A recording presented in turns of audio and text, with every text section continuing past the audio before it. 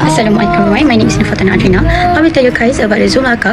ZULKIFLI is the one of the biggest zoos in Malaysia. It is located in ISYRAF, MELAKA and was established in 1963. The zoo has more than 1,200 animals from over 200 species.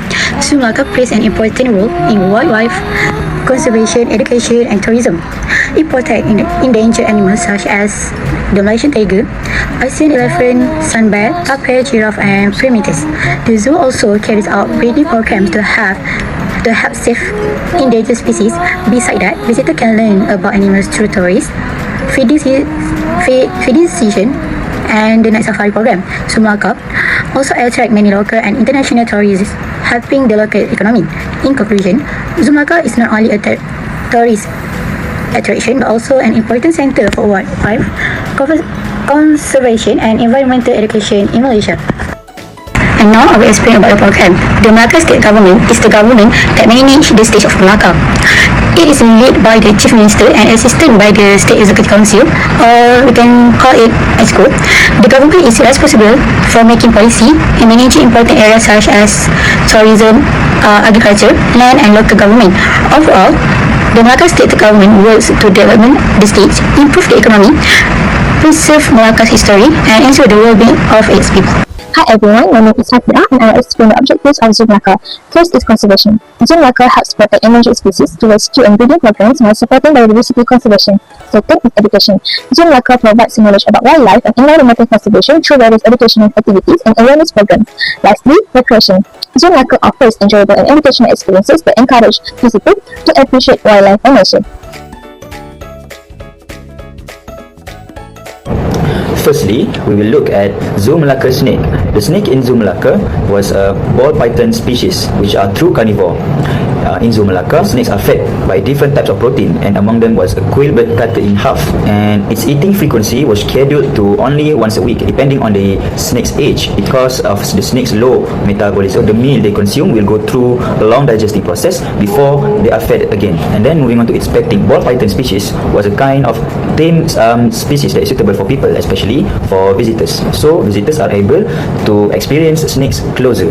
So although ball python is a tame animal, however, visitors must be very gentle with the snake. During our experience petting them, we found out that it's very fine to let the snake move freely around our hands and body because it did not harm. No specific time given to petting the snake. However, we manage our time optimally by taking turn to experience petting ball python. And finally, for its habitat cleaning. First of all, ball python snake in Zoo Melaka was displayed in glass aquarium. To clean the aquarium, firstly, the snakes from inside the aquarium must be transferred into another temporary fine space. Then, inside the aquarium, the dirty things such as its waste, old skin and fungus around the glass are cleaned first. Then it's followed by replacing the old wood fiber inside the aquarium with a new one. After everything's done, the top of the aquarium must be closed tightly to ensure snake safety from outside threats and also preventing the snakes from coming out. Moving on to the next animal is tortoise. In Zoo Melaka, it is the Aldabra giant tortoise that is displayed for the public. For its habitat cleaning, it did not involve a lot of complicated activities since its living area only consists of natural environment. So with that, only the natural things inside its habitat are clean. So among the scraps that were clean inside its habitats include dry leaves, overused sand, mosses and dead bush. Other than that, its unfinished meals are also removed from its place as it also no longer edible. In addition, its drinking tray also must be cleaned and replaced by new drinking water because it is polluted. Next, for the Aldabra giant tortoise species feeding, the tortoise is of course herbivore. So same goes to this species. Zoo Melaka management fed this species vegetarian meal. On the day we visited the place, the tortoise was given pak choy and kale as its meal. The meal is placed inside a large amount in a single metal container, so suitable for its diet. For its drink, the tortoise only drinks from the water in the pond built inside its enclosure, and luckily this animal is not too picky for its own drink. Next, I will explain about the other animals that our group was assigned to take care of, which is the picnic goat. For the cleaning activity, we clean the picnic goat enclosure by removing goat droppings, dried leaves, and leftover food. We also dispose of the waste properly to maintain a clean and healthy habitat. For the feeding activity, we prepare grains and vegetables and feed the picnic goats under the supervision of the zookeeper. This gives us the opportunity to interact closely with the animals and learn about their feeding behavior. Lastly, during the petting activity, we were able to interact directly with the picnic goats and observe their behavior up close. Through this activity, we developed a greater appreciation for animals and their welfare. Next was the rabbit. For the cleaning activity, we removed the dirty bedding and cleaned the rabbit enclosure using water. We also ensured that the surrounding area was clean and hygienic to provide a comfortable environment for the rabbit. For the feeding activity, we fed the rabbits with vegetables prepared by the zookeeper and replaced their old drinking water with fresh clean water. During this activity, we observed their feeding behavior and movements within the enclosure. During our volunteering program at the Zoo Melaka, our group was assigned to take care of the parrots area. One of our main tasks was animal cage and habitat cleaning. We cleaned the feeding containers, swept dry leaves, and collected leftover food around the enclosure to maintain the hygiene and ensure the environment remained clean and comfortable for the parrots. This is because a clean environment is important because it supports animal welfare and also creates a more pleasant experience for visitors. Besides that, we also assist in animal feeding activities. We prepare and provided fresh fruits such as papaya, apples, guava, and corn, which are suitable for the parrot's diet. Through this activity, we learned the importance of proper feeding management and how nutrition contributes to the health and well-being of animals under human care. And now I will explain about the keeper for a day. Big cat experience. First is panther session. Assisted the keeper with the daily cleaning and sanitation routine inside the Black Panther facility. First is hygiene. First is clean cage to ensure the strict variety health standard. Second is hydration. So they asked me to refill and secure fresh cleaning drinking water system. And lastly, expiration protocols. It's learned that the younger and the older painters are kept separate for their safety. Second is daily big cat diet. They can gain direct insight into nutrition tracking and portion formula required for predator husbandry. First active portion is standard healthy adult is 2 kg of fresh raw meat daily. For the white management, dieting cat receive a tolerate portion of 1.5 kg. And lastly, social dynamic. Monitor the group of sick panther, meeting Jabat is the smallest one. And I also tell you that Jabat is only 1.5 years old and the boy is the heavier. The last is Malay tiger habitat. Is transitation over the Malay tiger SB to perform active restorative and cleanups. First is habitat management, is gathering dry foraged troops and falling branch from the territories. Second is conversation learning, is discover how habit upkeep actively support cognitive animal welfare. And lastly is your role operation, is development a lasting respect for daily physical labor of the zoo characters. That's all. Next, MEGAT. The Zoo Melaka had provided them frozen chicks and fruit such as apples and carrot in the morning and evening. It is served in small portion, but MEGAT gets high nutritious proteins and fiber that they can survive in the zoo. Next, we have Phoenix Fox at the zoo. So, animal cage and habitat cleaning. We swept the floor to remove excess dry grasses and their waste was clean. Second one is animal feeding, that the food and drinking water supply were replaced to ensure continuous food and water provision.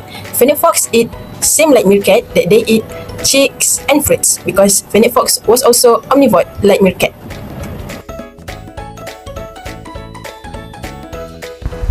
Now we move on to the SWOT analysis, which I will explain the strengths of Zoo Melaka first. The first strength is high species diversity. Zoo Melaka is home to more than 1,200 animals from over 250 species. It also features iconic animals such as the Malayan tiger, Assam elephant, and Malayan tapir. This helps promote education and biodiversity awareness among visitors. The second strength is the night safari. This unique attraction allows visitors to explore the zoo at night and observe nocturnal animals in action. It also helps attract more tourists and increase the zoo's revenue.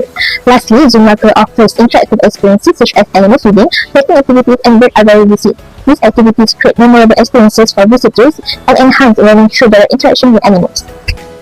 Besides its strengths, Zoo Melaka also has several weaknesses that should be improved. First is the high cost with hidden fees. Although the entrance ticket is affordable, visitors may need to pay extra charges for certain activities and attractions inside the zoo. Second is the rundown facilities. Some facilities and animal enclosures require better maintenance to provide a more comfortable experience for visitors. Lastly, there are poorly managed animal shows. Delays and lack of clear communication may affect visitors' overall satisfaction. Overall, addressing these weaknesses can help improve the quality and reputation of Zoo Melaka. Now, we move on to the opportunities. One opportunity gained through this voluntary activity is development of knowledge and practical skills. By participating in feeding activities, cleaning the habitat and maintaining the animal area, we gain hands-on experience in animal care and zoo operation. We also improve our soft skills such as communication, teamwork, responsibility, and problem solving, which are important for both economic and future career development. Another opportunity is promoting wildlife conservation awareness. Zoo Melaka acts as an education platform where visitors can learn about animal and conservation efforts. Through interaction and observation activities, visitors become more aware of the importance of protecting wildlife and preserving natural habitats. At the same time, volunteering activities help to strengthen the Zoo Melaka's role as an educational and conservation institution. And the last one is threats. One challenge faced during the volunteering program is the lack of experience in animal handling and care. Since most volunteers do not have a professional training, it may be difficult to recognize animal behavior and apply appropriate care procedures. Without proper guidance from the zoo staff, mistakes may happen and affect both animal welfare and operational efficiency. And another challenge is physical and environmental conditions. Since most activities are conducted outdoors, volunteers need to work under hot and humid weather conditions. Tasks such as sweeping leaves, collecting leftover food, cleaning feeding areas, and preparing food can become physically demanding, especially for those who are not used to this type of food. Therefore, physical readiness and adaptability are important during volunteering activities. Other than that, there are also impacts to the target group. The first one is increased awareness of wildlife conservation, because visitors will gain valuable knowledge about animals and their natural habitats. From that, they will understand the importance of protecting wildlife and preserving biodiversity for future generations. And they will also become more aware of the efforts required to ensure the animal welfare. The second one is enhanced visitor experience and satisfaction.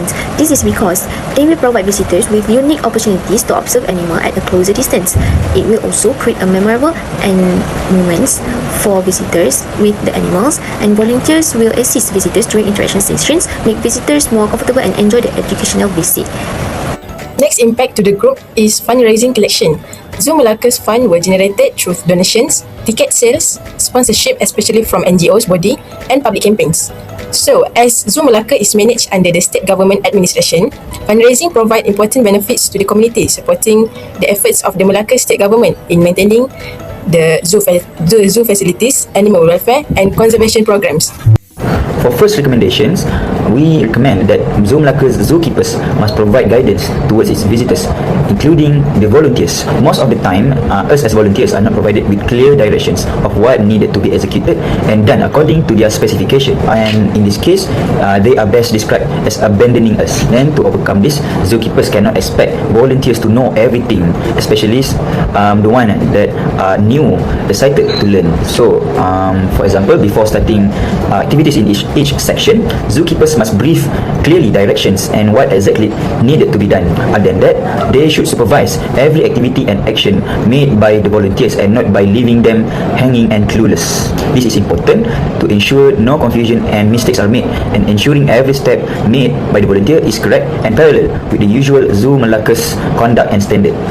For the second recommendation, we suggest that Zoo Melaka's management should conduct frequent hygiene checks, because throughout our mission, we find out that most of the animals' habitat are not clean very well. So among the issues was found was that many of the animal previous meal container are left inside the animal's habitat and not taken away. Other than that, we also find out that sand inside some of the animals' habitats are too mossy and old. So cleaning approach must be adopted to solve these issues, or else it will have negative impact not on the animals but also the visitors. So to overcome this, Zoo Melaka management can create a hygiene schedule or amend its existing schedule to make it more flexible and executable for the zookeepers to run a cleaning session. Next, we move to hygiene. Zoo Melaka should add some sink and repair damaged sink to ensure proper cleanliness and sanitation. For several animals like elephants and giraffe, people may feed them fruits that provided there. So, Zoo Melaka must provide additional sink and soap for visitors to get a proper clean and sanitation. This is to avoid bacteria and germs spread from animal saliva through humans. And the second one is maintenance. During the volunteerism, several padlocks and keys were found rust and did not have a clear label for each cage. This had made it difficult to recognize matching keys and potentially causing delays during operation, especially in emergency. Therefore, the rusty padlocks must be regularly lubricated to promote safety and ensure smooth operation. The second one is mural painting. The painting at the Zoo Melaka looks lame and uninterested. This had caused many visitors choose not to come to Zoo Melaka because it looks like not alive. Hence, Zoo Melaka must add their mural painting. The attractive mural painting so that visitors will come to Zoo Melaka, especially for young people. In conclusion, as the nation's second largest zoo, Zoo Melaka plays crucial role in promoting wildlife conservation, providing educational and recreational platform for wildlife field, and of course, promoting nation's animal diversities and tourism for both locals and tourists. In the end, it is with high hopes that any zoo or animal center in our country can continue to operate and move in line with its mission. Every living creature in the nature and even inside the zoo deserves better treatment and engagement from human. With that, in addition, government support in form such monetary reform is crucial in maintaining the continuity and the sustainability of every zoo and animal center. After that, with the support provided by the government, then it is our responsibility as citizens of this country to participate in the activities and encourage ourselves to be increasingly aware of animals' life in our country. That's all.